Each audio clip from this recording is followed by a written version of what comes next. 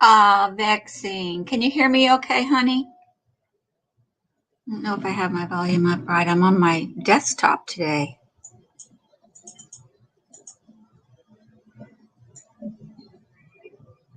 Can you hear me now? It's probably better. I had it turned pretty low down.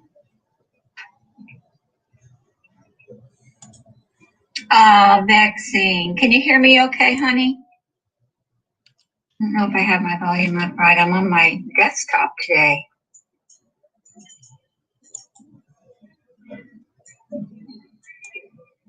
Can you hear me now? It's probably better. I had it turned pretty low down. Vaccine. Can you hear me okay, honey? I don't know if I have my volume up right. I'm on my desktop today.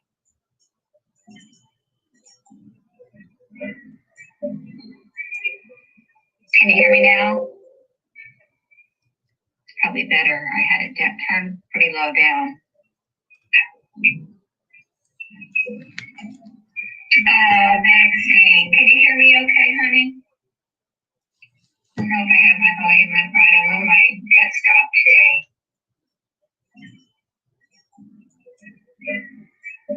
It just keeps saying the same thing over and over. It's like it's repeating me. I need to turn this. Better. I had it turned pretty low down.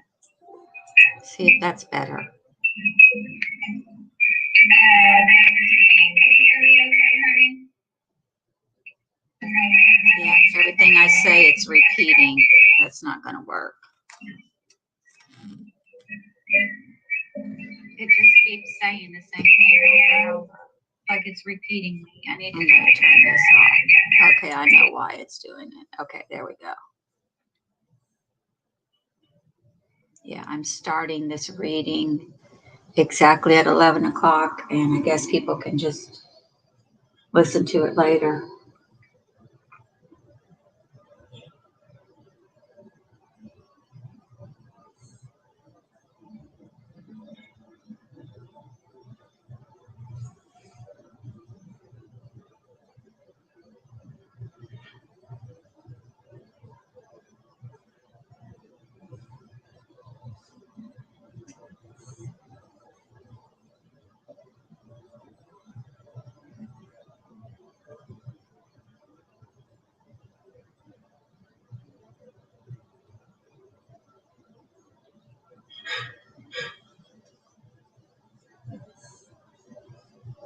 Yeah, I know why. I fixed it. Okay, so what we're going to do is do a live reading of all the books in the Left Behind series. And I just wanted to do like a little chapter at a time and give your mind time to process it all as we go along. I do want to say that the book is based on, it is a fictional book. The people and all are fiction. It is based on the book of Revelation. The Tim LaHaye and Jerry Jenkins started this, and they just wanted to kind of give you an overview of what it will be like according to what they read in the book of Revelations. And the events will take place on the day of the rapture and after. So I'm going to start reading. I'm going to start. Book 1 is titled Left Behind, I believe. Let me make sure. Yeah, it's titled Left Behind. It's book 1, and I'm going to read chapter 1, and then next week we'll read chapter 2. So here we go. Let's give it a go. Okay, so Rayford Steele's mind was on a woman he had never touched. With his fully loaded 747 on autopilot above the Atlantic en route to a 6 a.m. landing at Heathrow, Rayford had pushed from his mind thoughts of his family. Over spring break, he would spend time with his family and with his wife and his 12-year-old son. Their daughter would be home from college too, but for now, with his first officer fighting sleep, Rayford imagined Hattie Durham smile and look forward to their next meeting. Hattie was Rayford's senior flight attendant. He hadn't seen her in more than an hour. I have coffee. I hope you do too.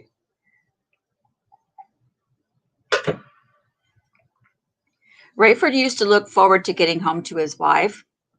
Irene was attractive and vivacious enough, even at 40. But lately he had found himself repelled by her obsession with religion. It was all she could talk about. God was okay with Rayford still. Rayford even enjoyed church occasionally, but since Irene had hooked up with a smaller congregation and was into weekly Bible studies and church every Sunday, excuse me, Rayford had become uncomfortable. Hers was not a church where people gave you the benefit of the doubt, assumed the best about you, and let you be. People there had actually asked him to his face what God was doing in his life. Blessing my socks off had become the smiling response that seemed to satisfy them. But he found more and more excuses to be busy on Sunday.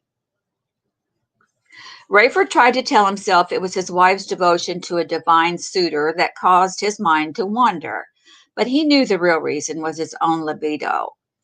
Besides, Hattie Durham was drop-dead gorgeous. No one could argue that. What he enjoyed most was that she was a toucher. Nothing inappropriate, nothing showy. She simply touched his arm as she brushed past or rested her hand gently on his shoulder when she stood behind his seat in the cockpit. It wasn't her touch alone that made Rayford enjoy her company. He could tell from her expressions, her demeanor, her eye contact, that she at least admired and respected him. Whether she was interested in anything more, he could only guess, and so he did. They had spent time together, chatting for hours over drinks or dinner, sometimes with coworkers, sometimes not. He had not returned so much as one brush of a finger, but his eyes had held her gaze, and he could only assume his smile had made its point. Maybe today, maybe this morning, if her coded tap on the door didn't rouse his first officer, he would reach and cover the hand he would reach and cover the hand on his shoulder. In a friendly way, he hoped she would recognize as a step of first from his side toward a relationship.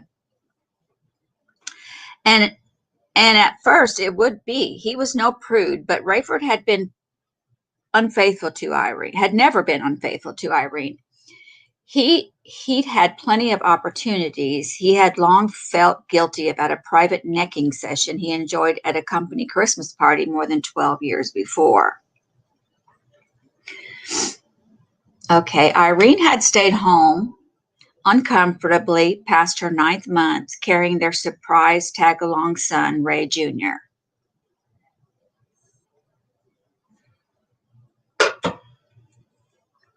Though under the influence, Rayford had known enough to leave the party early. It was clear Irene noticed he was slightly drunk, but she couldn't have suspected anything else, not from her straight arrow caption. He was the pilot who had once consumed 2 martinis during a snowy shutdown at O'Hara and then voluntarily grounded himself when the weather cleared. He offered to pay for bringing in a relief pilot, but Pan Continental was so impressed that instead they made an example of his self-discipline and wisdom. In a couple of hours, Rayford would be the first to see hints of the sun, a teasing palette of pastels that would signal the reluctant dawn over the continent. Until then, the blackness through the window seemed miles thick. His groggy or sleepy passengers had window shades down, pillows and blankets in place. For now, the plane was a dark, humming sleep chamber for all but a few wanderers, the attendants, and 1 or 2 responders to nature's call. The question of the darkest hour before dawn, then, was whether Rayford Steele should risk a new, exciting relationship with Hattie Durham. He suppressed a smile. Was he kidding himself? Would someone with his reputation ever do anything but dream about a beautiful woman 15 years his junior? He wasn't so sure anymore. If only Irene hadn't gone off on this new kick. Would it fade? Her preoccupation with the end of the world, with the love of Jesus, with the salvation of souls. Lately, she had been reading everything she could get her hands on, but the rapture of the church, about the rapture of the church. Can you imagine, Rafe? She exulted, Jesus coming back to get us before we die. Yeah, boy, he said, peeking over the top of his newspaper, that would kill me. She was not amused. If I didn't know what would happen to me, she said, I wouldn't be glib about it. I do know what would happen to me, he insisted. I'd be dead, gone, finay. But you, of course, would fly right up to heaven. He hadn't meant to offend her. He was just having fun.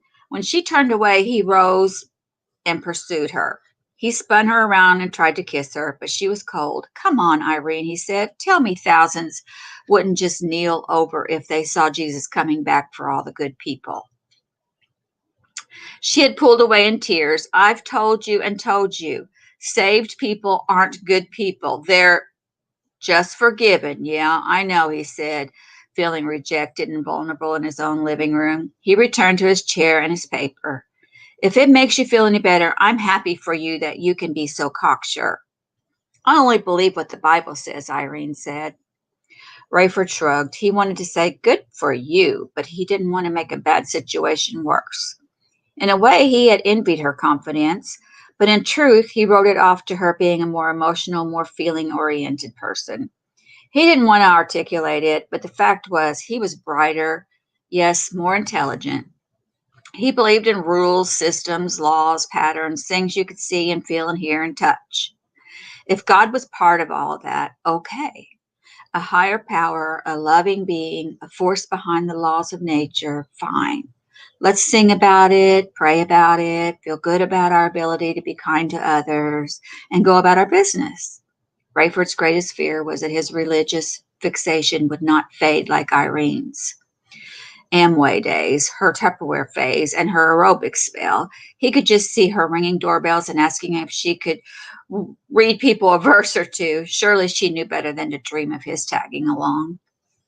Irene had become a full-fledged religious fanatic, and somehow that freed Rayford to daydream without guilt about Hattie Durham. Maybe he would say something, suggest something, hint at something as he and Hattie strode through Heathrow toward the cab line. Maybe earlier. Dare he assert himself even now, hours before touchdown?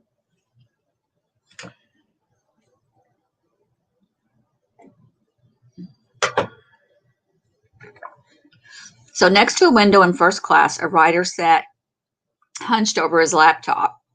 He shut down the machine, vowing to get back to his journal later. At 30, Cameron Williams was the youngest ever senior writer for the prestigious Global Weekly. The envy of the rest of the veteran staff, he either scooped them on or was assigned to the best stories in the world. Both admirers and detractors at the magazine called him Buck because they said he was always bucking tradition and authority. Buck believed he lived a charmed life, having been eyewitness to some of the most pivotal events in history. A year and 2 months earlier, his January 1st cover story had taken him to Israel to interview Chaim Rosenzweig and had resulted in the most bizarre event he had ever experienced. The elderly Rosenzweig had been the only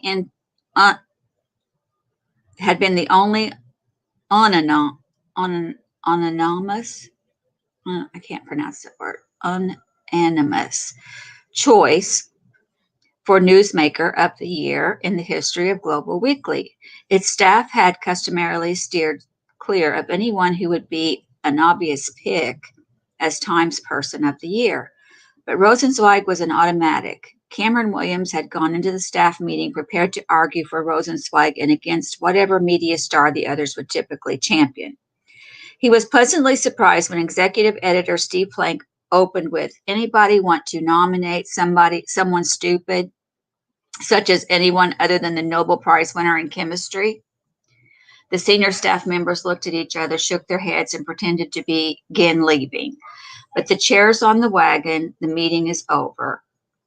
Put the chairs on the wagon. The meeting is over, Buck said. Steve, I'm not angling for it, but I know the guy and he trusts me. Not so fast, cowboy, a rival said, then appealed to Plank. You letting Buck assign himself now? I might, Steve said, and what if I do? I just think this is a technical piece, a science story. Buck's distractor muttered, I'd put the science writer on it. And you'd put the reader to sleep, Plank said. Come on, the writer for showcase pieces comes from this group. And this is not a science piece any more than the first one Buck did on him. This has to be told so the reader gets to know the man and understands the significance of his achievement.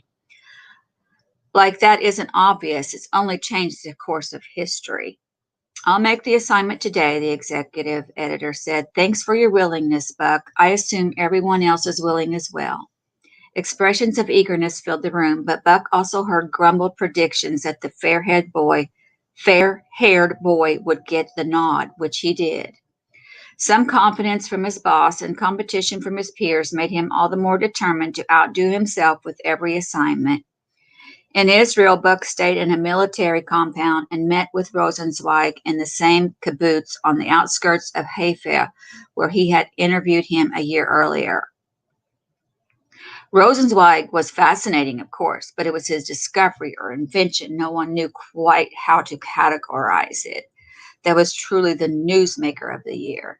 The humble man called himself a botanist, but he was in truth a chemical engineer who had concocted a synthetic fertilizer that caused the desert sands of Israel to bloom like a greenhouse.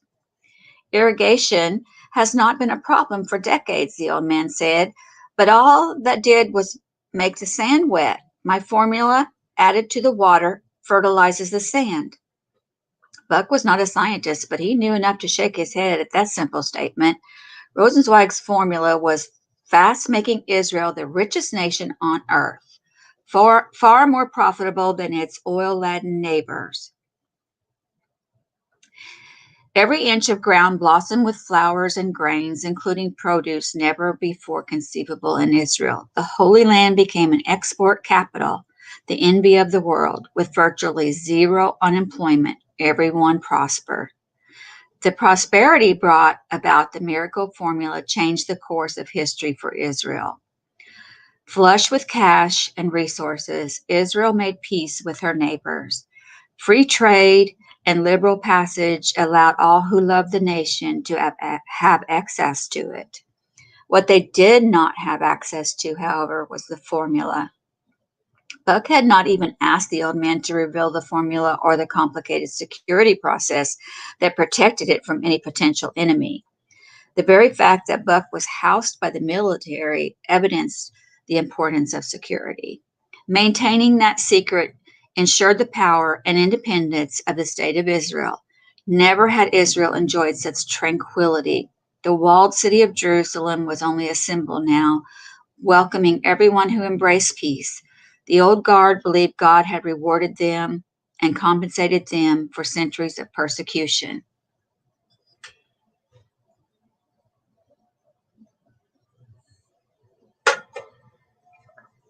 Chaim Rosenzweig was honored throughout the world and revered in his own country. Global leaders sought him out, and he was protected by security systems as complex as those that protected heads of state.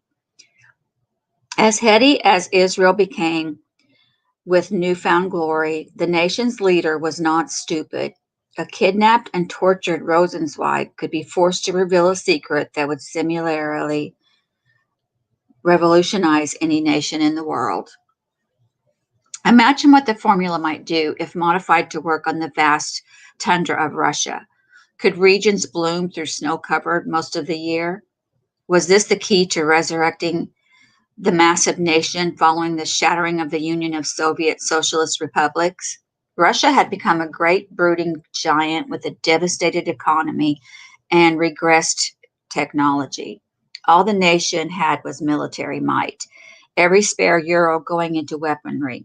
And the switch from rubles to euros had not been a smooth transition for the struggling nation.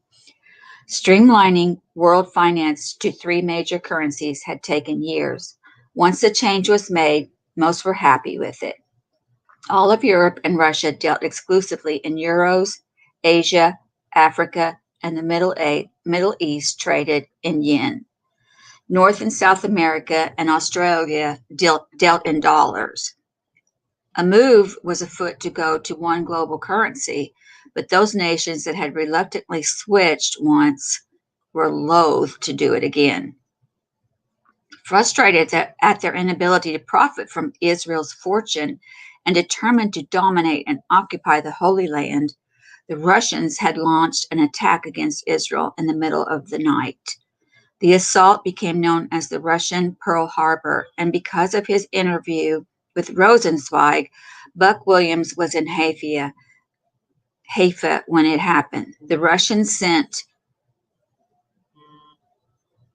hold on, I lost my place. I was looking at something. The Russians sent intercontinental ballistic missiles and nuclear-equipped MiG fighter bombers into the region.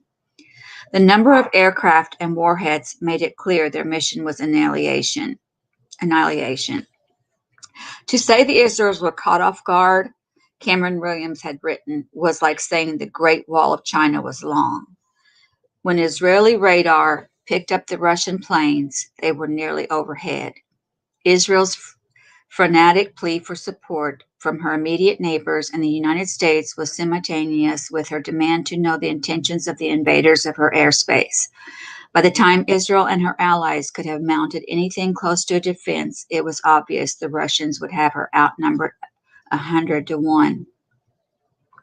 They had only moments before the destruction would begin.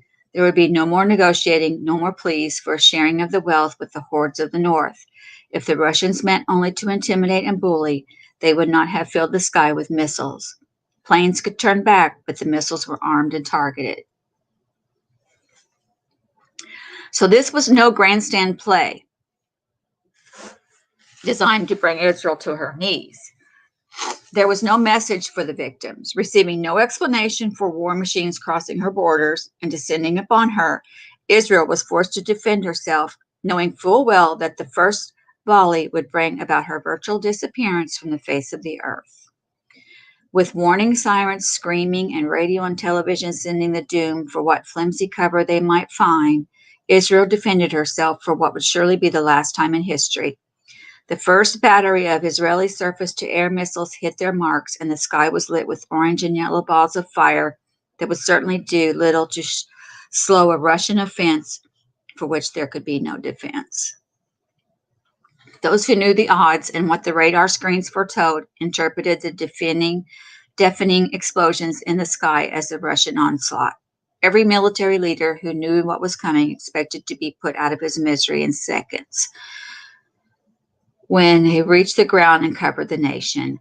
From what he heard and saw in the military compound, Buck Williams knew the end was near. There was no escape. But as the night shone like day and horrific, deafening explosions continued, nothing on the ground suffered. The building shook and rattled and rumbled. And yet, it was not hit. Outside, warplanes slammed to the ground, digging craters and sending burning debris flying, yet lines of communication stayed open. No other command posts had been hit, no reports of casualties, nothing destroyed yet. Was this some sort of cruel joke? Sure, the first Israeli missiles had taken out Russia fighters and caused missiles to explode too high to cause more than fire damage on the ground.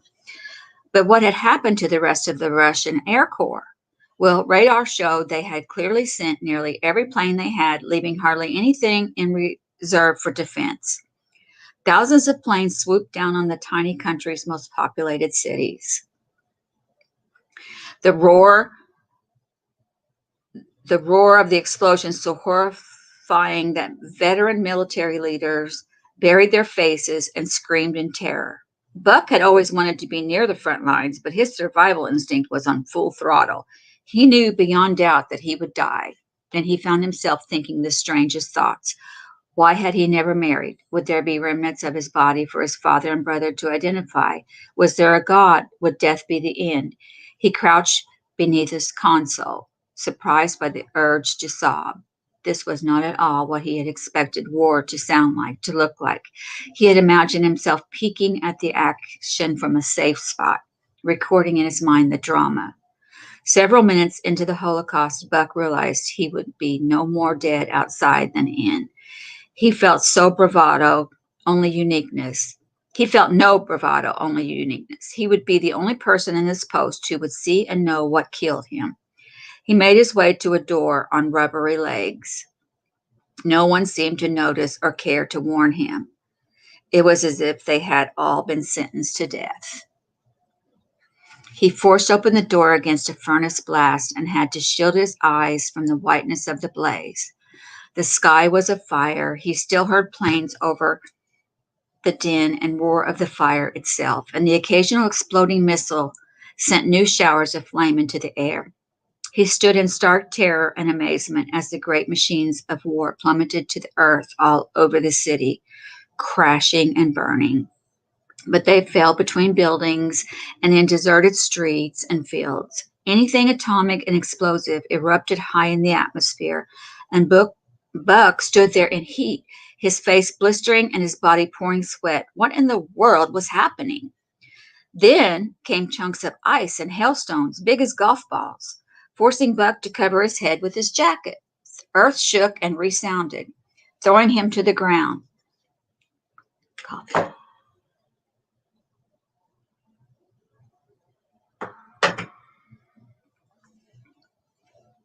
The firelight disappeared as quickly as it had come. Stillness settled over the land. As clouds of smoke wafted away on gentle breeze, the night sky reappeared in its blue blackness, and stars shone peacefully as if nothing had gone awry. Buck turned back to the building, his muddy leather jacket in his fist. The doorknob was still hot, and inside military leaders wept and shuddered. The radio was alive with reports from Israeli pilots. They had not been able to get airborne in time to do anything but watch the entire Russian air offense seem to destroy itself. Miraculously, not one casualty was reported in all of Israel. Otherwise, Buck might have believed some mysterious malfunction had caused missile and plane to destroy each other. But witness reported that it had been a firestorm, along with rain and hail and an earthquake that consumed the entire offensive effort. Had it been a divinely appointed meteor shower, perhaps? But what accounted for thousands of chunks of burning, twisted, molten steel smashing to the ground in Haifa, Jerusalem, Tel Aviv, Jericho, even Bethlehem, leveling ancient walls, but not so much as scratching one living creature? Daylight revealed the carnage and exposed Russia's secret alliance with Middle Eastern nations, primarily Ethiopia, Libya, and Iran. Among the ruins, the Israelis found combustible material that would serve as fuel and preserve their natural resources for more than 6 years. Special task force competed with buzzers and vultures for the flesh of the enemy dead, trying to bury them before their bones were picked clean and disease threatened the nation. Buck remembered it vividly, as if it were yesterday. Had he not been there and seen it himself, he would not have believed it, and it took more than he had in him to get any reader of Global Weekly to buy it either. Editors and readers had their own explanations for the phenomenon, but Buck admitted, if only to himself, that he became a believer in God that day. Jewish scholars pointed out passages from the Bible that talked about God destroying Israel's enemies with a firestone, earthquake, hail, and rain. Buck was stunned when he read Ezekiel 38 and 39 about a great enemy from the north invading Israel with the help of Persia, Libya, and Ethiopia. More stark was that the scriptures foretold of weapons of war used as fire fuel and enemy soldiers eaten by birds or buried in a common grave. Christian friends wanted Buck to take the next step and believe in Christ. Now that he was so clearly spiritually attuned, he wasn't prepared to go that far. But he was certainly a different person and a different journalist from then on. To him, nothing was beyond belief. Not sure whether he'd follow through with anything overt, Captain Rayford Steele felt an irresistible urge to see Hattie Durham right then. He unstrapped himself and squeezed his first officer's shoulder on the way out of the cockpit. "We're still on auto, Christopher," he said as the younger man roused and straightened his headphones. "I'm going to make the sun-up stroll." Christopher squinted and licked his lips. "Doesn't look like sun-up to me, Cap." "Probably another hour or two. I'll see if anybody's stirring anyway." "Roger. If they are, tell them Chris says hey." Rayford snorted and nodded. As he opened the cockpit door, Hattie Durham nearly bowled him over. "No need to knock," he said. "I'm coming." The senior flight attendant pulled him into the gallery. There was no passion in her touch. Her fingers felt like talons on his forearm, and her body shuddered in the darkness. "Hattie." She pressed him back against the cooking compartments, her face close to his. Had she not been clearly terrified, he might have enjoyed this and returned her embrace. Her knees buckled as she tried to speak, and her voice came in a whiny squeal. People are missing, she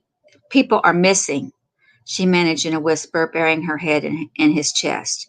He took his shoulders and tried to push her back, but she fought to stay close. "What do you..." She was sobbing now, her body out of control. "A whole bunch of people just gone." "Hattie, this is a big plane. They've wandered to the labs," or she pulled his head down so she could speak directly into his ear. Despite her weeping, she was plainly fighting to make herself understood. "I've been everywhere. I'm telling you, dozens of people are missing. Hattie, it's still dark. We'll find..." "I'm not crazy. See for yourself. All over the plane. People have disappeared." "It's a joke. They're hiding, trying to..." "Ray, their shoes, their socks, their clothes, everything was left behind. These people are gone." Hattie slipped from his grasp and knelt whimpering in the corner. Rayford wanted to comfort her, to enlist her help, or to get Chris to go with him through the plane. More than anything, he wanted to believe the woman was crazy. She knew better than to put him on. It was obvious she really believed people had disappeared. He had been daydreaming in the cockpit. Was he asleep now? He bit his lip hard and winced at the pain. So he was wide awake. He stepped into the first class where an elderly woman sat stunned in the pre-dawn haze, her husband's sweater and trousers in her hands. "What in the world?" she said. "Harold?" Rayford scanned the rest of the first class. Most passengers were still asleep, including a young man by the window, his laptop computer on the tray table. But indeed, several seats were empty. As Rayford's eyes grew accustomed to the low light, he strode quickly to the stairway. He started down, but the woman called to him. "Sir, my husband." Rayford put a finger to his lips and whispered, "I know. We'll find him. I'll be right back." "What nonsense," he thought as he descended, aware of Hattie's right behind him. Hattie was right behind him. "We'll find him." Hattie grabbed his shoulder and he slowed. "Should I turn on the cabin lights?" "No," he whispered. "The less people know right now, the better." Rayford wanted to be strong, to have answers, to be an example to his crew, to Hattie. But when he reached the lower level, he knew the rest of the flight would be chaotic. He was as scared as anyone on board. As he scanned the seats, he nearly panicked. He backed into a secluded spot behind the bulkhead and slapped himself hard on the cheek. This was no joke, no trick, no dream. Something was terribly wrong, and there was no place to run. There would be enough confusion and terror without his losing control. Nothing had prepared him for this, and he would be the one everybody would look to. But for what? What was he supposed to do? First one, then another cried out when they realized their seatmates were missing, but that their clothes were still there. They cried, they screamed, they leaped from their seats. Hattie grabbed Rayford from behind and wrapped her hands so tight around his chest that he could hardly breathe. "Rayford, what is this?" He pulled her hands apart and turned to face her. "Hattie, listen, I don't know any more than you do, but we've got to calm these people and get on the ground. I'll make some kind of an announcement, and you and your people keep everybody in their seats, okay?" She nodded, but she didn't look okay at all. As he edged past her to hurry back to the cockpit, he heard her scream. So much for calming the passengers, he thought, as he whirled to see her on her knees in the aisle. She lifted a blazer, shirt, and tie still intact. trousers lay at her feet. Hattie frantically turned the blazer to the low light and read the name tag. Tony, she wailed. Tony's gone. Rayford snatched the clothes from her and tossed them behind the bulkhead. He lifted Hattie by her elbows and pulled her out of sight. Hattie, we're hours from touchdown. We can't have a plane load of hysterical people. I'm going to make an announcement, but you have to do your job. Can you?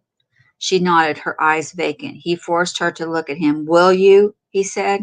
She nodded again. Rayford, are we going to die? No, he said. That I'm sure of.